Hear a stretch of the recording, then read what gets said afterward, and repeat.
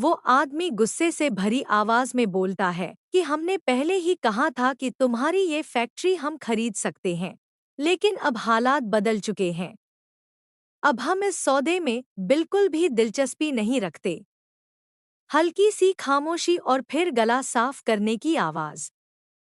वह आगे कहता है, शेख साहब, बेहतर होगा कि आप उन कागजों का एक हवाई जहाज बनाएं और उसे उड़ाकर भूल जाएं, क्योंकि इस डील का अब कोई मतलब नहीं रह गया।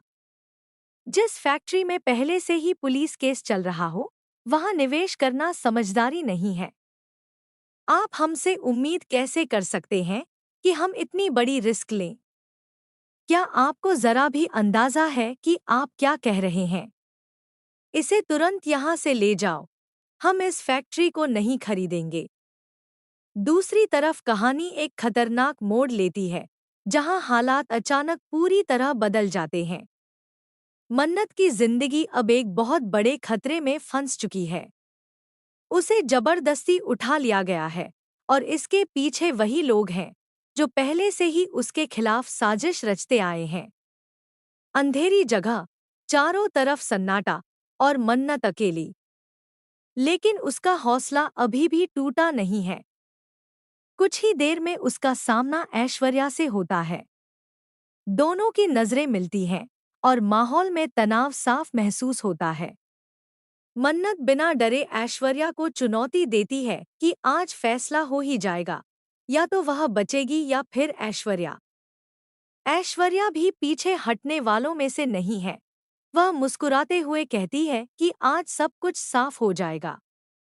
दोनों के बीच तीखी बहस शुरू हो जाती है, जहां हर शब्द जैसे एक तीर की तरह लग रहा होता है। लेकिन तभी अचानक हालात बदल जाते हैं।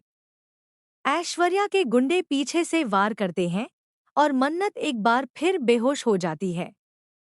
यह सब बहुत जल्दी होता है, और मन्नत को संभलने का मौका भी नहीं मिलता। लेकिन असली झटका तब लगता है जब मन्नत को होश आता है।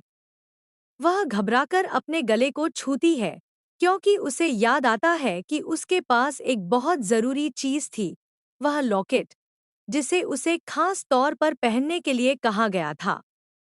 उस लॉकेट में एक ट्रैकर लगा था, जिससे उसकी लोकेशन का पता चल सकता था। लेकिन अब वह लॉकेट गायब है। यह एहसास होते ही मन्नत के चेहरे का रंग उड़ जाता है। उसकी सांसें तेज हो जाती हैं, और वह चारों तरफ देखने लगती है, लेकिन उसे कहीं भी वह लॉकेट नजर नहीं आता। अब उसकी उम्मीद का एक बड़ा सहारा खत्म हो चुका है। उधर दूसरी तरफ, शादी का माहौल अचानक अफरातफरी में बदल जाता है। मंडप में सब कुछ तैयार है, लेकिन तभी एक चौंकाने वाली खबर सब कुछ बदल देती है। आरंभी वहां पहुंचती है और बिना वक्त गंवाए सबके सामने सच्चाई रख देती है कि मन्नत खतरे में है और उसे किडनैप कर लिया गया है। वह यह भी साफ कर देती है कि इस सब के पीछे ऐश्वर्या का हाथ है। यह सुनते ही वहां मौजूद हर कोई हैरान रह जाता है। माहौल में सन्नाटा छा जाता है। विक्रांत, जो अभी तक शादी की रस्मों में बैठा था, अचानक खड़ा हो जाता है। उसके चेहरे पर गुस्सा और चिंता साफ नजर आती है। बिना कुछ सोचे वह तुरंत वहां से निकल पड़ता है, क्योंकि अब उसके लिए सबसे जरूरी मन्नत की जान है।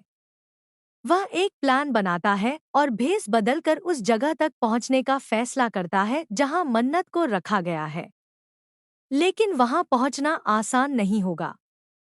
उसे अंदर घुसने के लिए चालाकी से काम लेना होगा और शायद एक झूठी डील का सहारा लेना पड़ेगा।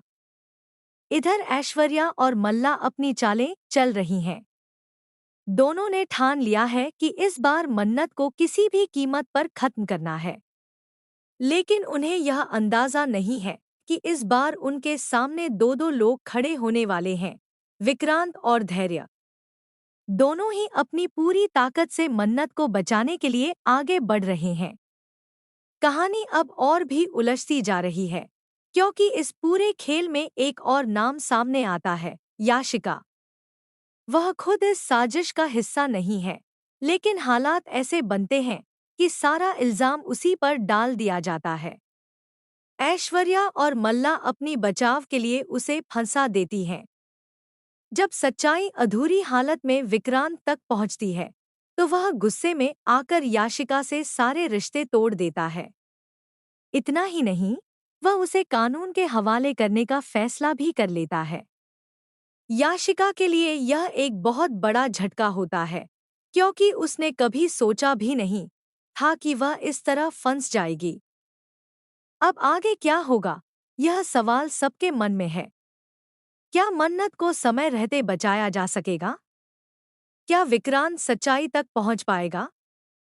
और सबसे बड़ा सवाल, क्या याशिका खुद को बेगुनाह साबित कर पाएगी या वह इस साजिश की शिकार बनकर रह जाएगी? कहानी हर पल एक नया मोड़ ले रही है और हर किरदार की किस्मत दांव पर लगी हुई है। अब देखना यह है कि आखिर सच सामने आता है या फिर झूठ एक बार फिर जीत जाता है।